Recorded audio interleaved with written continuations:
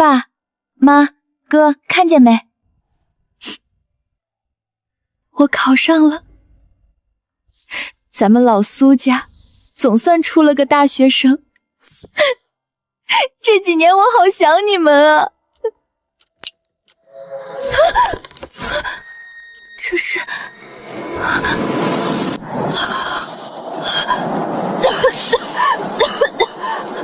这是哪儿？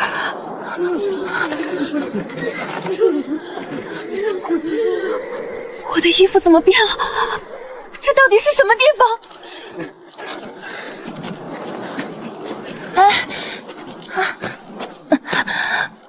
不行，站不住。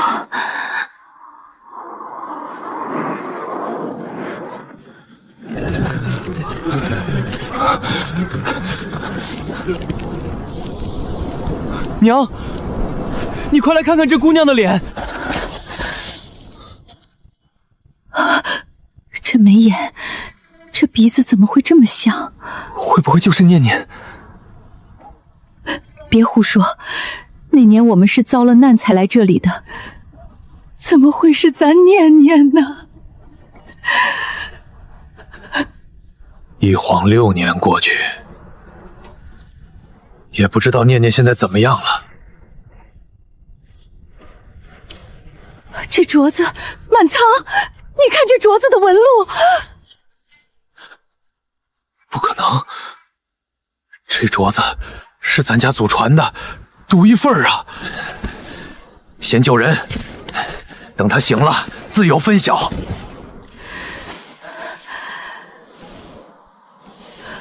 熬粥，不管是不是，这孩子，我都得把他救活。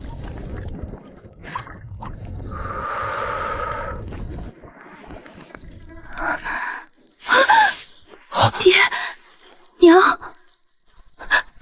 哥，我是不是又在做梦？我又梦见你们了。孩子，你许是病糊涂了，我们不是你爹娘，你再仔细看看。是啊，他们6年前就没了，怎么会在这儿？是我太想他们，想疯了。对不起，我认错了。我爹娘，我哥6年前就都没了。6年前？怎么会这么巧？偏偏是6年。娘留给我的镯子，说是独一份的祖传，他们盯着它做什么？难道认得？娘，水，我冷，烫得吓人，这是烧起来了。满仓，快醒醒，安子发高烧了。我去问问灵车有没有退烧的草药。问谁呀？这一路谁家不是揭不开锅？咱兜里连1文钱都掏不出，拿什么换药？安子，你撑住，可千万别吓娘啊！音色、语气和记忆里分毫不差，就算认错了，就算是梦，我也不想再眼睁睁看着他没了。白天昏过去前，是他把我卷到这儿的，那他能不能送我回去？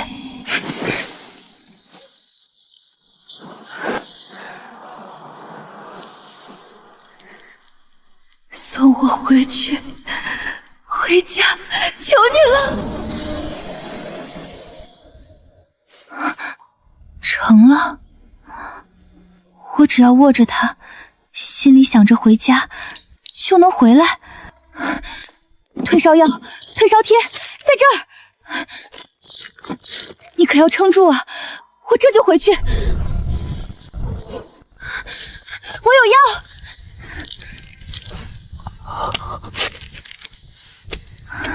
这药1个时辰就退烧，退烧贴能拔热，它冲得过去。这药，这包装，这分明是……怎么会有这东西？这不该出现在这儿。先别管这些，救人要紧。娘，我这是……退了，真退了。姑娘，这天寒地冻，前不着村后不着店的，你这救命的药到底是打哪儿弄来的？你的家到底在哪儿？爹娘是做什么的？你如实跟我们说。我家离这儿很远很远，远到你们想都想不到。我爹、我娘、我哥，6年前一场车祸全没了，就剩我一个。这镯子，老苏家祖传，独一份儿。刚才是这镯子把我送回了那个家，我才拿到的药。6年前，老苏家独一份的镯子，这是我亲手给我闺女戴上的。姑娘，你是不是叫苏念？我是苏念。可这怎么可能？你们真是我爹娘？我爹娘6年前就没了。是，我们就是你爹娘。念念，你小时候怕黑，非要你娘哼着曲儿，数到3把灯点亮才肯睡。这些事儿你还记得吗？记得，真的是你们，爹娘。这6年家里就剩我一个，我天天对着照片跟你们说话，以为这辈子再也见不着你们了。娘再也不会丢下你了。我就说她是妹妹吧。爹娘哥，这镯子能带我回那个家，那边要水有水，要粮有粮，要药有药。我这就回去，给咱拿点活命的东西。使不得！你一个姑娘家说没就没，说回就回。万一回不来了可咋办？爹，我来的时候就是他带我来的，错不了。你们盯着我看就是。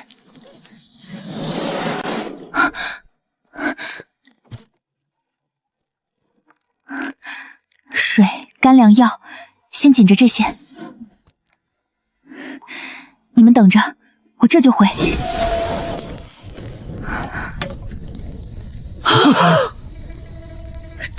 真回来了，人就这么凭空冒出来了。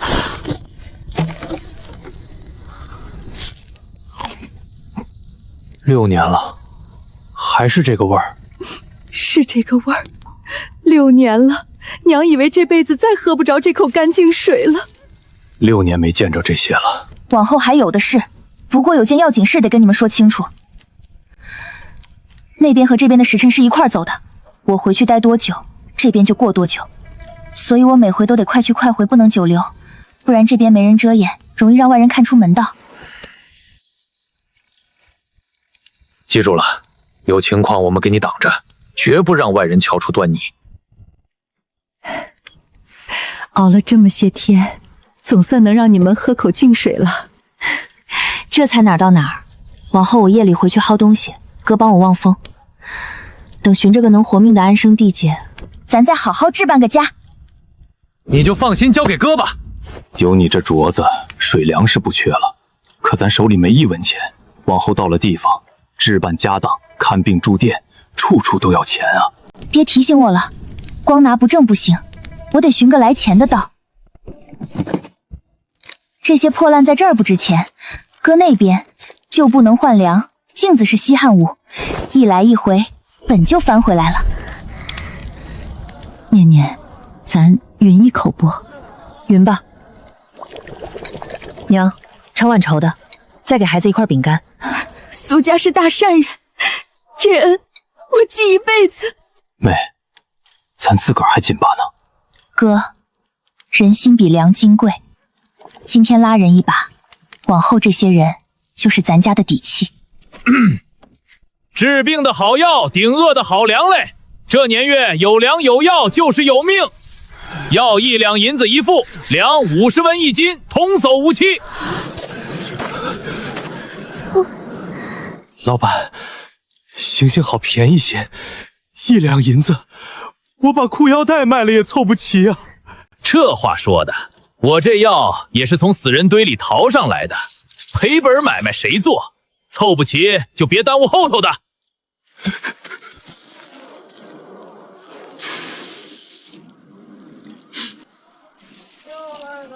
表面盖层毫米，底下全是发霉陈粮，还敢1两银子1副卖高价药，专来发灾难财的。哟，这位兄弟，一路谁家不是揭不开锅？就你家粮水满囤，还有余粮舍人发财了啊？这干净粮食打哪儿来的？省下来的。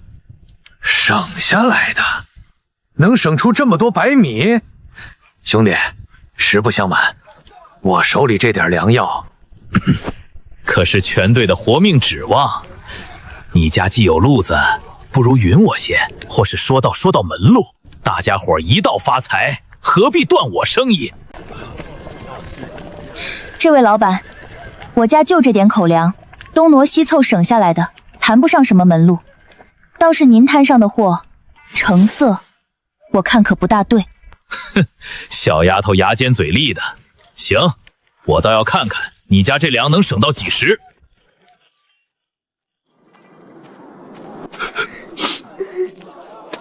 拿着，温水送服，半天就退烧。别声张，也别再找那贩子买他的高价货。姑娘大恩，可这我没钱给你。不要钱，孩子要紧。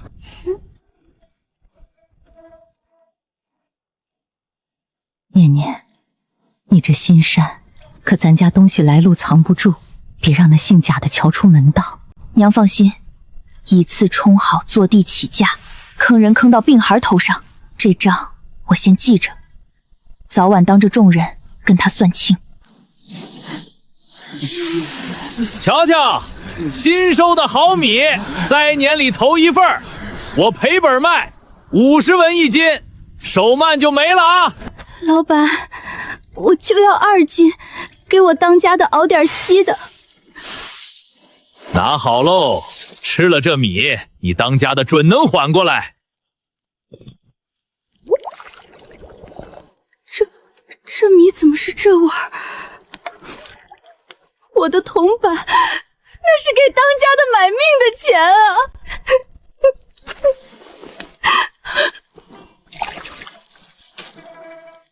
大婶，这米您是在那贩子贾广才摊上买的？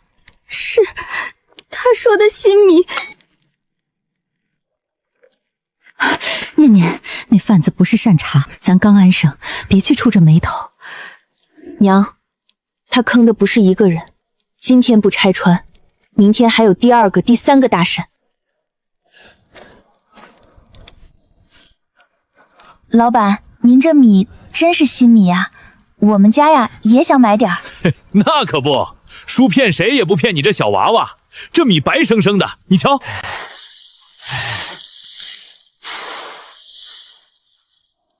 那您给我说道说道，这面上的米白净，怎么底下的米又黄又暗，还一股子霉味儿？小孩子家瞎掏什么？这是底下压实了，正常。压实了会发霉，会结块，会发苦。各位婶子大叔，新米米粒发亮，闻着有清香。这陈米免色发暗，一捏就碎，一股仓底霉味，是放坏了好几年的陈粮。拿一层好米盖着面儿，当新米高价卖给咱们桃花人。我就说怎么是霉的，你这是要我当家的命啊！我家娃吃了你这米，上吐下泻一宿，亏钱，把铜板给我们退回来。空口白牙，谁知道是不是你们自个儿放坏的？这米一开袋就霉味扑鼻，结块发苦，是搁了几年的陈粮，做不了假。您要是不服，把全队的人都请来，一袋一袋当众验。您敢验吗？退回不行吗？这丫头懂行，还敢出头。姑娘，你是我们一家的恩人。大婶快别这么说，买米记着看3样，看色闻味，撵一撵，往后谁也坑不了您。好个伶牙俐齿的丫头，你给我等着！扫了他的财路，丢了他的脸，这梁子结下了。可坑人的勾当，我管定了。临期巧克力3块钱一大板，塑料镜子5块钱10个，保温杯清仓20。这些在这儿是处理货，可那边金灿灿的番邦贡糖，照得见眉毛的宝镜，半天不凉的暖玉壶，一块卖50文，本钱还不到1文。这回咱家要发笔横财了。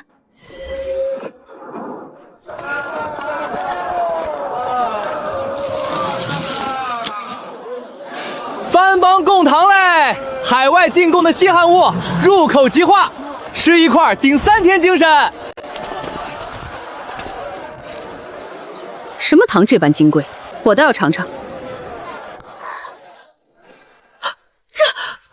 这甜里还带着股醇香，又滑又润，我活了半辈子没吃过这味儿。夫人好舌头，此乃番邦王室才享用的贡糖，一路辗转才得这几块，50文一块，错过可就再难寻了。我全要了，丫鬟付钱。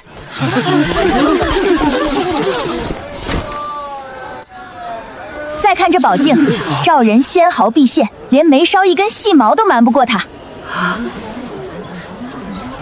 竟这般清亮，多少钱？宝镜难得，200文一面。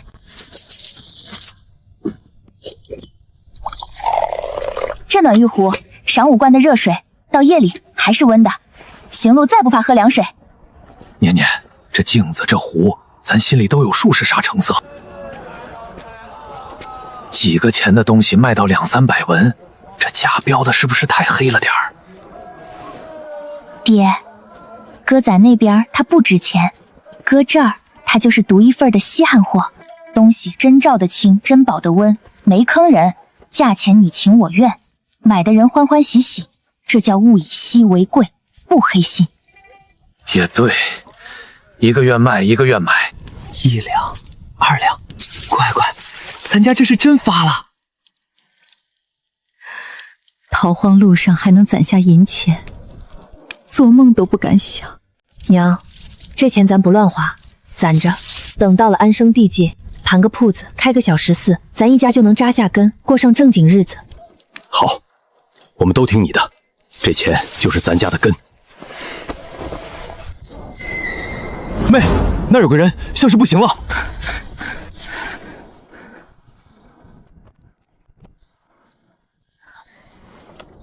慢点喝，缓过来就好。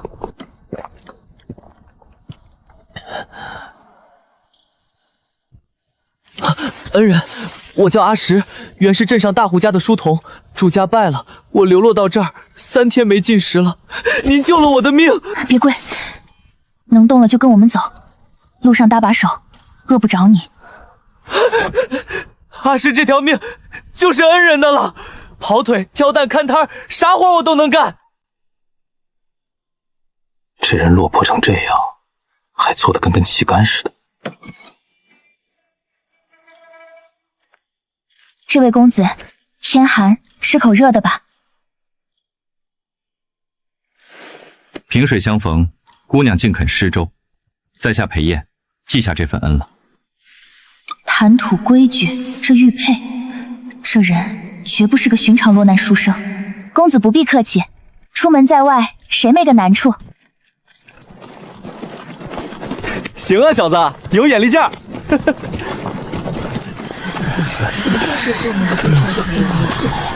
苏姑娘急公好义，他日若有用得上裴某之处，单凭一句话。公子言重了，眼下能多搭一程是一程。满仓啊，外头都在传，你家逃荒路上凭空就有干净粮、干净水，来路说不清，邪门得很。还说谁占了你家的接济，谁就跟着倒霉。前几日断水那段，可不就是你家匀过粮的那几户先遭的殃？被我拆了台，断了财，他不敢明着来，就拿咱家最说不清的来路做文章，再把断水的巧合往咱身上扣，难怪这谣传得动。咱东西的来路本就不敢明说，这下越描越黑，可咋变啊？娘，这谣不能靠嘴辩，越辩越像心虚。他急着卡大伙脖子捞钱，早晚自己露馅儿。咱不动声色，等他把人逼急了，真相自己就出来了。荒郊野外，有粮有药就是有命。今儿粮涨到80文一斤，要2两银子一副，爱要不要？过了这村没这店儿。钱儿还50文，咋一下翻到80？你这是要钱不要命啊！这一片就我一家有货。嫌贵，嫌贵你去找别家买啊。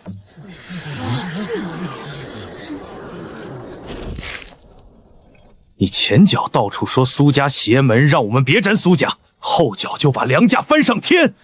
敢请你嚼苏家的舌根，是想把我们全赶到你这80文的摊上来宰？胡说！我好心提醒你们防着点，倒成我的不是了，爱信不信。哼，苏家允我粮，给我娃治病，1个铜板没多要，还说给不起就算了。你呢？灾年里1斤粮翻1倍，1副药要2两银子，谁救人谁宰，咱眼睛又没瞎。呸！我呸！差点叫你这奸商当枪使，错怪了好人家。你咋算准了大伙会自己想明白？娘，谁真心谁假意，灾年里看得最清。他越涨价卡人，就越衬出咱家的好。这民心是他自个儿往咱怀里推的。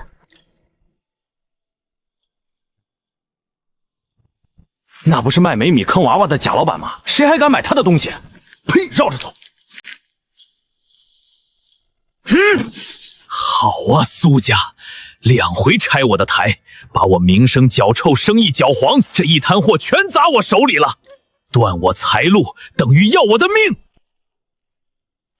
光跟他斗嘴没用，只要苏家还在这队里贱卖粮食，我就别想翻身。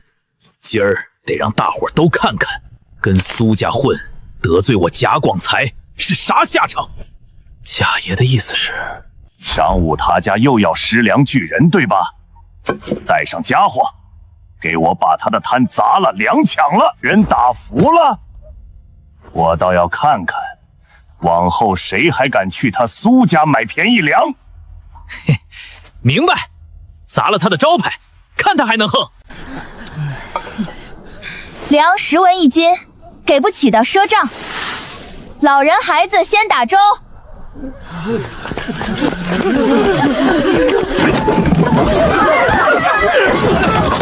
砸！都给我砸！抢粮！你们干什么？住手！楚广才，你抢该呢！阿嫂，住手啊！你们这是要杀人！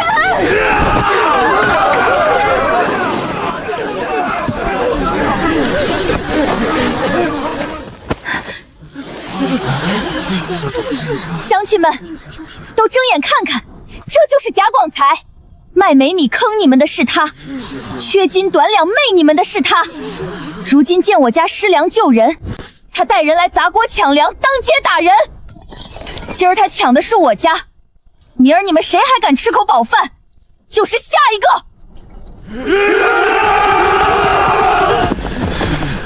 苏家救过我娃的命，打苏家就是打我们！弟兄们，上，按住这帮强盗！跑，没那么容易。是他们先，苏家粮来路不明，我不过是讨个说法。讨说法？讨说法用得着砸锅抢粮，把人往死里打？旧账新账，今儿一笔笔清。这是他的秤砣，磨过，缺了分量，称1斤给8两。你们家家被他媚过。这是他卖的好米，掀开表层，底下全是没得结块的陈粮，吃坏过多少娃娃。如今货卖不动了，竟纠众抢劫，当街行凶。这样的人留在队里，就是留个祸害。滚！带上你这帮强盗，滚出咱们队伍！再让我看见，打断你的腿！滚！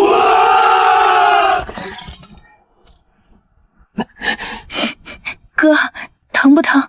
不疼，粮一袋没少，吃了。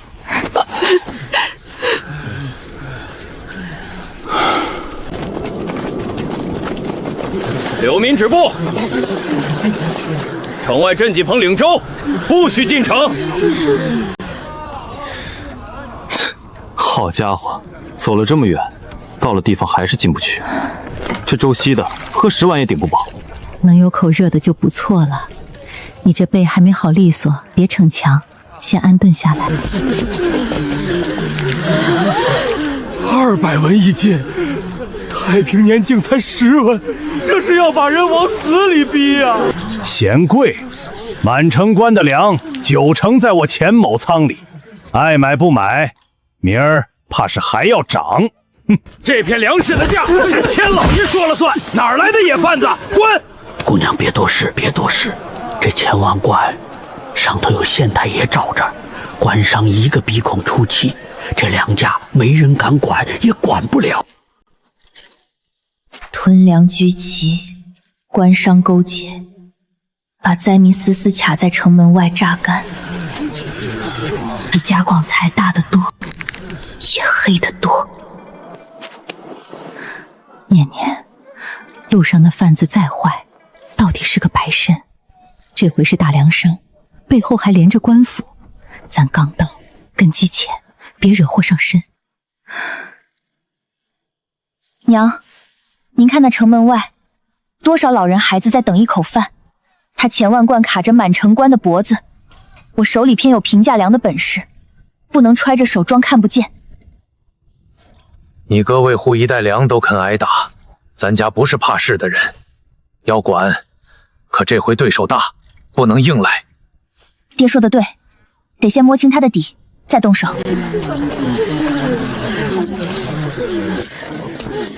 门面上吊着这点高价粮，大头死死锁在后仓不放，他这是铁了心囤着，等价钱涨到底。可这一片就他一家独大，散贩还被打手撵，灾民只能挨宰。要破这局，得有比他更便宜还撵不走的粮。苏姑娘也在看钱万贯的粮铺，随便看看，这粮价贵得离谱，想瞧瞧有没有别的活路。姑娘是明白人，我多句嘴，这钱万贯的粮仓怕不止门面这一处，县衙里头也有人替她遮着。姑娘若真要跟她掰手腕，光靠摆个摊儿贱卖几斗粮，怕是不够，反倒容易惹祸上身。公子知道的道细，听公子口气，倒像是早摸过他的底。萍水相逢，受过姑娘1碗粥的恩，提个醒罢了。姑娘心善，我盼着你别栽跟头。他知道的比说出来的多得多，却半个字不提自己来历，这人来头深不可测。眼下他点的话句句在理，先记下，是敌是友，往后自有分晓。妹，我寻思一晚上了，钱万贯背后有官，有钱，有打手，咱跟人家斗，是不是有点不自量力？哥，跟他比拳头，比背景，咱是鸡蛋碰石头，可这事儿不比这些，比的是粮价。他200文一斤，纯粹是趁火打劫。我手里的粮进价你们也知道，10文卖出去都还有赚，他那天价，我一开摊就能给打穿。那他要是跟你死磕价钱，一直往下压呢，咱填得起吗？填得起，钱再多也是死的。我那边的货是活水，卖一批，回去再进一批，越滚越多，他耗不干我。这点底气我有，底气娘信你有，娘怕的是另一头，他急了不跟你讲道理，使阴招，给咱扣个莫须有的罪名。咱在这人生地不熟的，连个说理的地方都没有。娘说到点子上了，所以我不蛮干，分3步走。第一步，先把平价粮摊支起来，价钱打下去，把城外这一片人的心攥到咱手里，人心在咱这边，他想动咱就得掂量掂量。第二步，他财路一断，准要狗急跳墙。到时候他露什么马脚，咱就接什么招，顺势把他屯粮的老底掀了。那要是他把背后那位县太爷搬出来呢？咱一家平头百姓，人家一句话就能治咱的罪。这就是第3步，也是最难的一步。真到那份上，咱得有一张能压过县令的牌。咱上哪儿找这么大一张牌？路上咱接济过一个落难公子，叫裴燕。我瞧他谈吐规矩，还有随身那块玉佩，绝不是寻常人家。今儿在梁氏又遇上他，他对城关的门道熟得很，还点了我好几句。这人来头不简单，真到走投无路那步，兴许用得上。可你跟人家也就一面之缘，靠得住吗？我还没摸透，不能把全家的身家性命压在一个外人身上。能靠的，说到底还是咱手里这源源不断的粮和这满城官人的心。前2步咱一步步走稳，逼他先露破绽。行，你指哪儿，哥打哪儿。一家人拧成一股绳，外边的事全家陪你扛。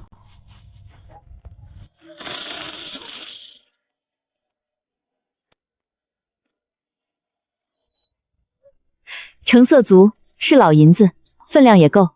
按今天的金银回收价，银子给你这个数。这几串古钱品相不错，我帮你问了隔壁做收藏的，也能收，一并算。行，都出了。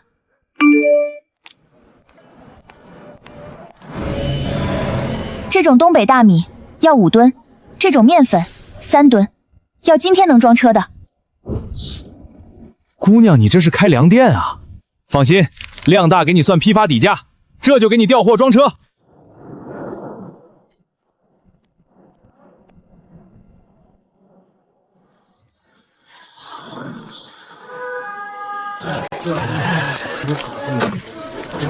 新米10文1斤，10文，管够。10文，钱老爷家可是200文1斤。米还这么白净，姑娘，不是哄人的吧？同走无期，当场过秤，1斤是1斤。老人孩子先来。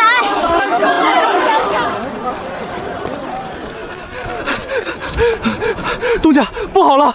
那家10文的米一开张，咱的粮1斤都卖不动，买主全跑对面了。10文，好米卖10文，连本都未必够。一个外来流民哪来这么大的底气往里砸？若硬砸他的摊儿，犯了众怒，坏了我的名声，那帮泥腿子闹起来，反倒不值当。这种事急不得，先去会会他。姑娘好手段，老夫钱万贯，这城关粮食多少也算老夫一句话的地界。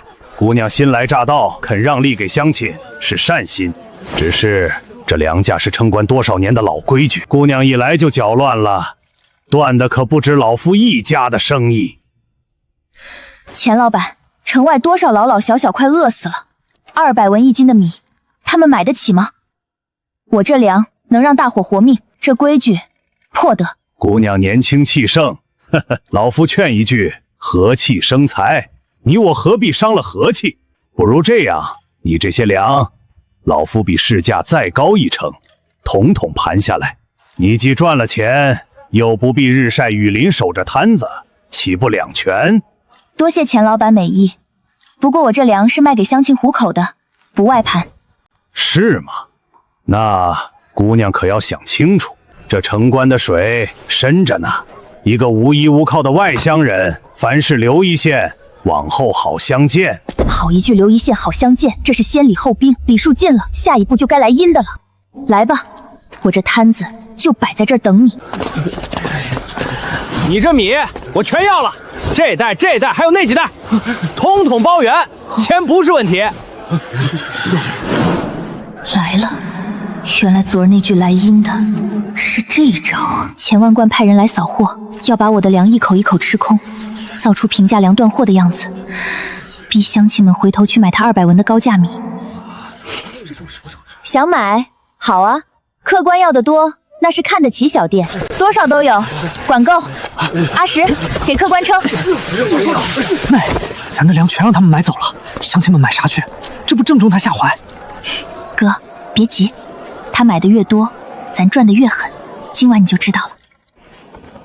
他白天扫多少，我夜里就补多少，还能更多。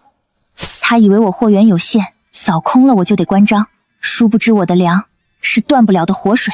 可他财大气粗，真要日日来扫，那就更妙了。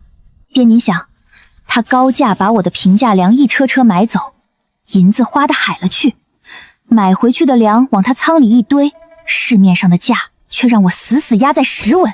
等灾情一缓，官府开仓放粮，价钱唰的跌下来，他高价吃进的那一仓粮全砸自己手里，连本带利都得赔进去。他这是拿真金白银给咱填本钱，还帮咱把价钱定死，天底下哪有这么好的买卖？合着他越使劲儿，亏得越惨，这冤大头当的绝了！念念这脑子，他自以为聪明，反倒一步步往坑里跳。话虽如此，也别大意。他要发现银子打了水漂，还吸不干我，准会狗急跳墙。咱盯紧些，他下一步要翻脸，怕就在这2天。东家，这几日盘他的粮，银子花得跟流水似的，可他那摊子就像填不满，天天有新粮，价压得死死的。咱仓里粮越堆越高，市面价却1文没涨，再这么下去，咱要赔穿了。怎么可能？哪个粮商能有这么多粮，源源不断的往外吐？这小贱人的粮，到底打哪儿来的？东家，外头有个落魄粮贩，自称姓贾，揣着苏家天大的秘密，求见东家。钱老爷大名，小的在道上如雷贯耳。小的贾广才，原在辽民队里贩粮，正是那姓苏的丫头，几次3番拆我的台，断我的财路，把我挤兑出了队伍。这口气小的咽不下。老爷您这桩烦心事儿，小的正好能解。你认得那卖10文米的丫头，她那粮究竟从哪儿来的？老爷，这就是关窍了。他那粮根本说不清来路，小的在队里盯了他一路，他那白净好米，干净净水，全是夜里没人时凭空就冒出来的，神鬼莫测。我跟您说句掏心窝的，这丫头的货来路绝对不正，要么是黑了哪家的赃，要么就是邪门妖法。来路不明，好一个来路不明！我跟他斗价钱是斗不垮他，可一个逃荒流民能有这么多白净好米，这粮根本说不清来路，这就是他的死穴。买不垮你，那就别怪老夫不客气。传话出去，就说有人贩卖来路不明的黑粮，扰乱粮市，居心叵测。在备份厚礼，老夫要亲自去拜会县太爷。到了公堂上，我倒要看看你拿什么说清你这一车一车的粮是从哪儿空变出来的。老爷高明，老爷只管出面，那丫头底细队里的人头，小的门儿清。跑腿地话、盯梢放风的脏活累活，全包在小的身上。只求事成之后，老爷赏小的一口饭吃，再帮小的出了这口恶气。识相，事成亏待不了你。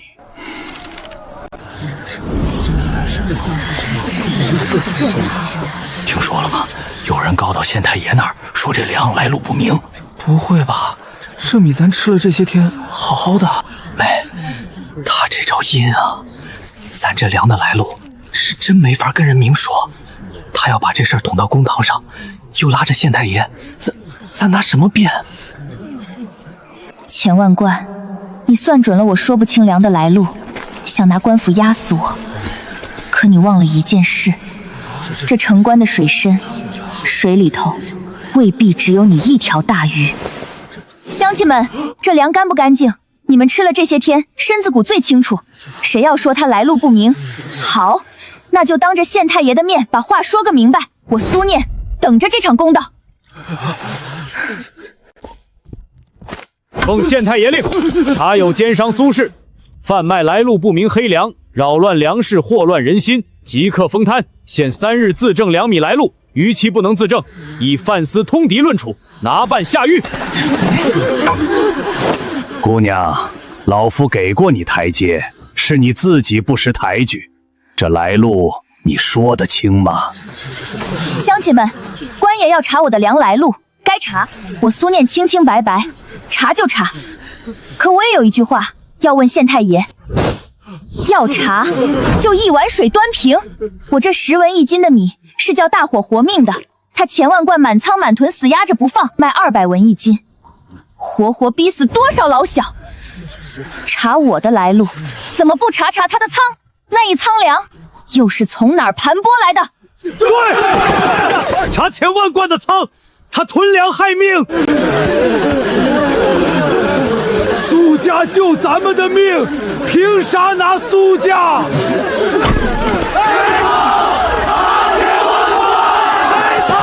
查钱万贯！愣着干什么？拿人！苏氏，封摊儿，限期，县太爷的令不可违，3日为限，你好自为之。民心挡得住一时，挡不住县令的官威。3日，我得抢在他动手前，把钱万贯的老底掀个底朝天。姑娘今日好胆色，可封了摊限了3日，到时候要你自证粮的来路这一条，你答不上来吧？公子总爱说些我答不上的话。因为正面争你赢不了，县令和钱万管是一伙的，你越自证，他们越拿说不清做文章，直到把你拖进大牢。那一公子该怎么办？别跟他争来路，去抓他的把柄。钱万贯的命根不在铺子，在城关西头那座大仓，他囤了多少粮，把价抬到多高，又分了多少银子给县衙，都记在一本私账上。那账就藏在西仓里，拿到他，钱万贯倒，他背后的县令也跟着倒。连他把账锁在西仓，公子都知道，你到底是什么人？我是谁？等这事儿了了，自会告诉你。眼下你只要知道账在仓里，但具体藏在哪儿，我不知道，得靠你自己的人进去找。西仓3日内有一次换房的空档，守备最松，机会只有这一回。到时候我递信给你，告诉你是哪一碗。公子3番2次帮我，图什么？图你那碗粥的情，也图着城关的粮价早点回到该有的样子。信我这一回，苏姑娘。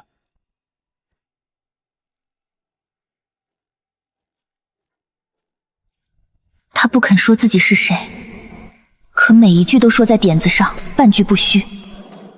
这个人，先信他这一回。正面自证来路是死路，咱这粮的来路永远见不得光。唯一的活路是抢在3日内进西仓拿到钱万贯的账册，他囤粮抬价买通县衙，全记在那本账上，用他买通官府的通天大罪，压过我说不清的嫌疑。恩人，我原在大户家管过账，那些进出流水、孝敬名目，我一眼就能看明白。取账册，带上我。我望风，谁敢拦，我跟他拼！那是他的老巢，守得跟铁桶似的，万一有个闪失……娘，正因凶险，才更要去。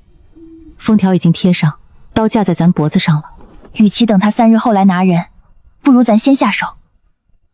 裴燕说西仓3日内有一次换房的空档，守备最松，他会递信来告诉咱是哪一晚。眼下咱按兵不动，养足精神，只等那个信。娘信你，可你得给娘保证，平平安安回来。我答应娘。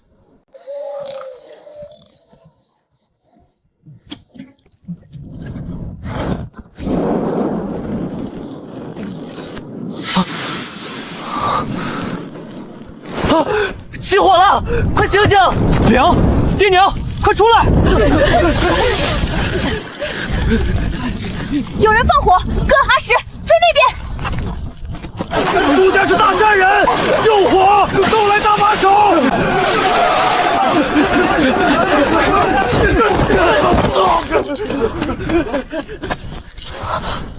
恩人，你看这个，钱字摇牌是钱府的人。连摊子带粮全烧了。他这是要把咱往绝路上逼呀！买不垮我，就来烧我，逼我走。钱万贯，你这一把火是嫌死的不够快，烧掉的粮我一夜就能补上，可你留下的这块牌子，够把你钉死在公堂上了。乡亲们，评评理！我好心提醒官府，这苏氏的粮来路不明，他非但不思自证，昨夜还自家走了水。我看呐，是他做贼心虚，毁赃灭迹，一把火把那些见不得光的黑粮烧了，好叫官府查无对证。自证期未满就毁赃，分明心里有鬼。苏氏，跟我们走一趟。班头这话好没道理。要说毁赃灭迹，我若心虚，连夜自己卷铺盖走了便是，何苦烧自家摊子，还守在这儿等官爷来拿？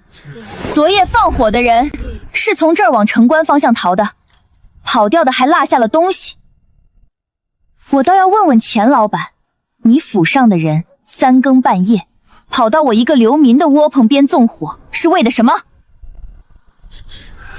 对啊，好端端的火怎么单单烧苏家一户？是不是你钱万贯派人放的火，反倒来诬赖苏家？空口无凭，我也不在这儿跟钱老板争个脸红脖子粗。我要见县太爷，当着满城官父老的面公开过堂，这把火到底谁放的？我的粮，他钱万贯的仓，一桩桩一件件，审个清清楚楚，谁清谁浊，叫万人来看。对，公开审，把放火的事儿，把钱万贯的仓都查了。好，县太爷明察秋毫，3日后城关外设堂公开审理，到时候看你还有什么话说。公开过堂是我唯一的擂台，这块腰牌能证他指使纵火，可还不够。他买通县衙的账还没翻，单凭这个，到了他靠山的公堂上，照样能被按下去。过堂前，我得拿到能压死他的铁证。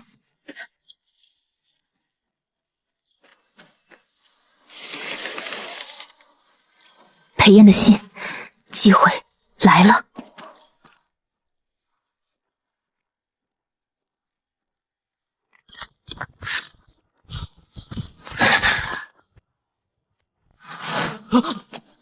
恩人，这是什么宝贝？赵路的，别声张，账册必在这仓里，咱分头找账房。这么多粮全捂没了，城外多少人活活饿死，他宁可烂在仓里，也不肯放一粒出来。他囤的不是粮，是人命。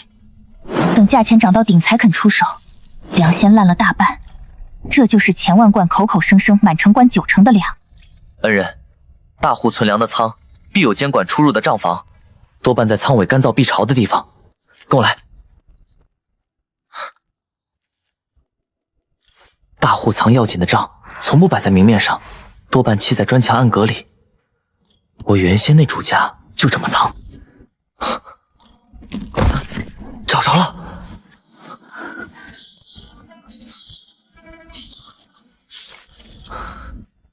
恩人，全在这儿了。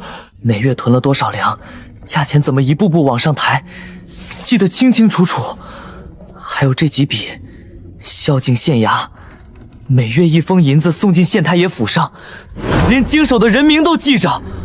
这本账能把钱万贯和那县令一块钉死。囤粮居奇，没粮害命，买通官府，3条命门，铁证齐了。钱万贯，你处心积虑要我自证来路，却没料到把你自己的命账递到了我手里。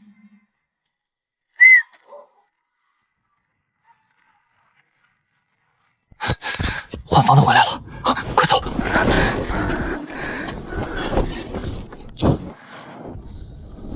谁？那边什么动静？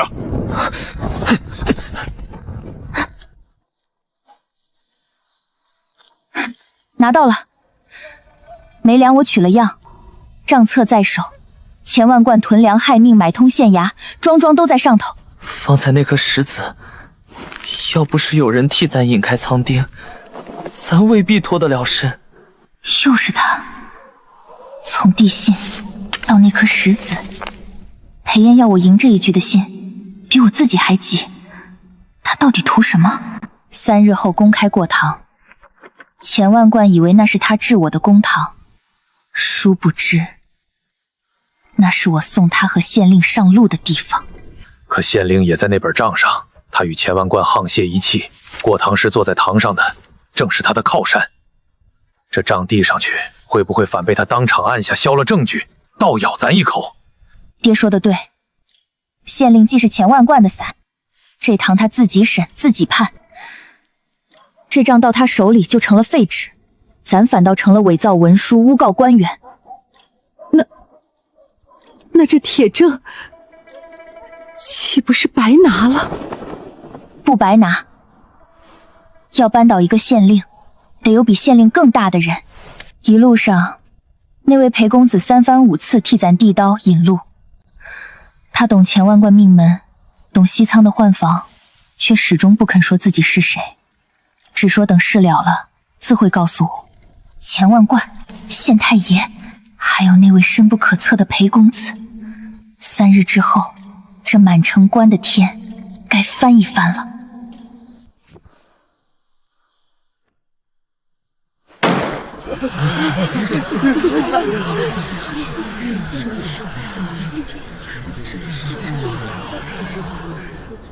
堂下苏氏听着，有人首告，你贩卖来路不明之黑粮，扰乱粮食，昨夜又焚烧摊棚，毁赃灭己。今日公审，你且把这粮的来路给本县说个明白，说不清，便以贩私通敌论处，拿办下狱。民女苏念，今日当着满城官父老的面，句句属实。大人要审，民女求之不得。只是这堂上要审的，怕不止我一个。放肆！本县问你来路，你倒反客为主。大人别急，来路我自会说。可在那之前，有几样东西，请大人先过过目。其一，这是昨夜在我窝棚边放火的人逃跑时落下的腰牌，钱字，钱府的人。我一个无亲无故的流民，谁会3更半夜来烧我？大人，您倒说说，钱老板的家丁深夜跑来纵火，图的是什么？哼哼，一块破牌子，路边都捡得着，谁知是不是你自个儿栽赃老夫？钱老板所言极是，孤证一块腰牌，不足为凭。苏氏休得贪污良善。其二，请各位父老看清楚，这是从钱万贯西仓里取出的米，霉烂生虫，结块发臭。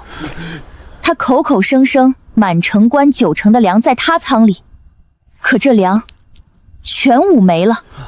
他宁可让粮烂在仓里，也死压着不肯平价放出来，活活逼死城外多少老小。我家娃就是没粮饿没的，他仓里粮全烂了也不放。胡言！你私闯民仓，盗取仓粮在先，这是窃贼之罪。来人！慢！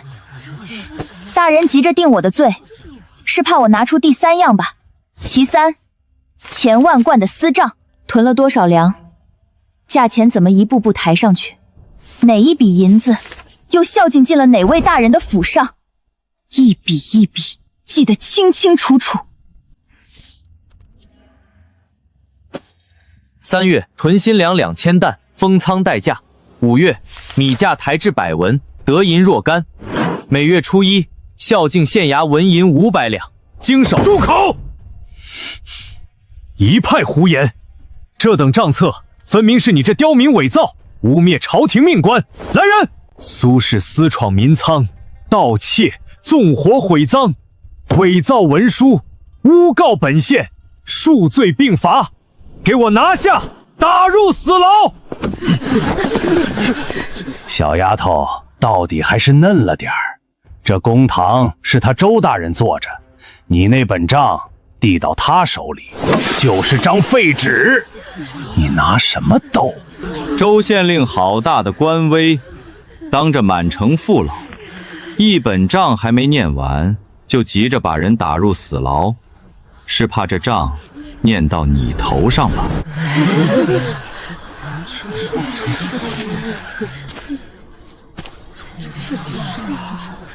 哪儿来的狂徒，也敢咆哮公堂？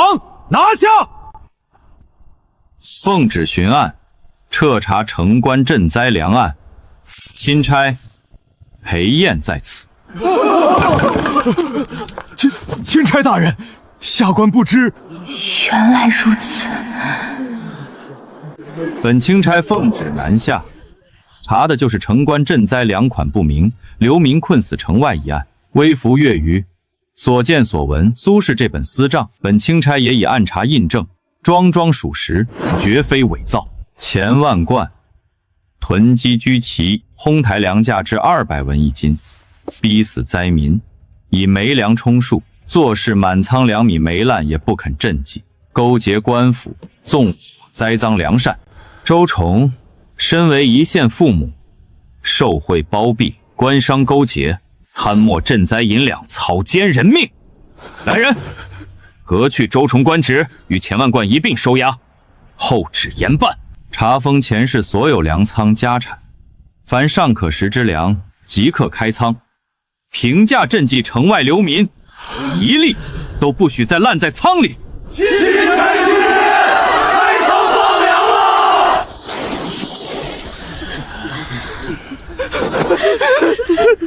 赢了，妹，咱赢了！苏姑娘，我答应过你，等事了了，自会告诉你我是谁。如今总算没失信。公子早知钱万贯的底，自己便能办了他，何苦绕这么大一圈，一路推着我去斗？贪官污吏我能查能办，可这满城关的民心，是你一碗粥1文钱的平价粮，一点一点暖回来的。没有这万人作证，群情激愤，我纵有钦差金牌，也压不出今日这朗朗乾坤。扳倒钱万贯的，从来不只是我这块牌子，是你和这满城关人的心。逃荒路上，你递我一碗热粥时，可曾想过有今日？没想过，我只当出门在外，谁没个难处。好一个谁没个难处！这碗粥的情，裴某记下了，往后连本带利，慢慢还。苏姑娘的来路，我至今没问过。我只知道，这世上能凭空变出这许多好粮，还偏要拿来救人的，必是个心善的奇人。你的秘密，我不问。可你若有难处，随时可来寻我。他什么都看出来了，却什么都不问，只把退路递到我手上。这世道，原来真有能信的人。念念，坏人办了，粮也放了，你咋还愁着？娘，开仓的粮吃一时，吃不了一世，官府的赈济总有断的一天。我这镯子也总不能一辈子养着满城关的人，授人以鱼不如授人以渔。这么大片荒地撂着，与其等着别人施粮，不如教大伙儿自己把地种起来，把粮收进自家仓。这饭碗攥在自己手里，才是谁也夺不走的活路。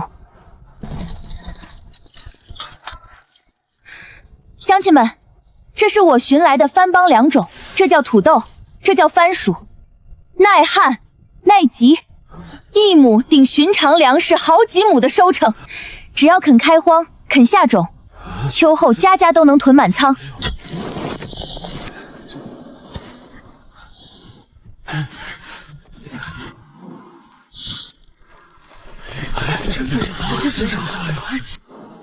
活了一辈子，头回靠自个儿的手把仓装满了。苏姑娘，你这是给咱全城关留了条活路啊！人心比粮金贵，这话我一直记着。可比施一碗粥更金贵的，是让他们再不必等谁来施粥。我不日要回京复命了。城管有了义仓，有了良田，往后便是再遇灾年也塌不了天。这一桩是你的功劳，是大伙自己的功劳。京城离这儿不算太远，我会再来的。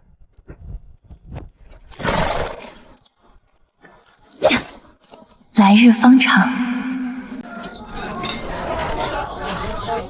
来喽！念念，咱总算又像个家了。还会越来越好的。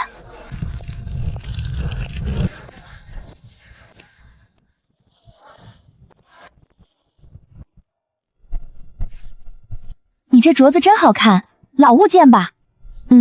我妈给的，祖传的。哎，食堂往那边，你去哪儿啊？回家吃饭，我妈做了一桌子菜等我呢。他家不是挺远的吗？可算来了，再不来菜都凉了。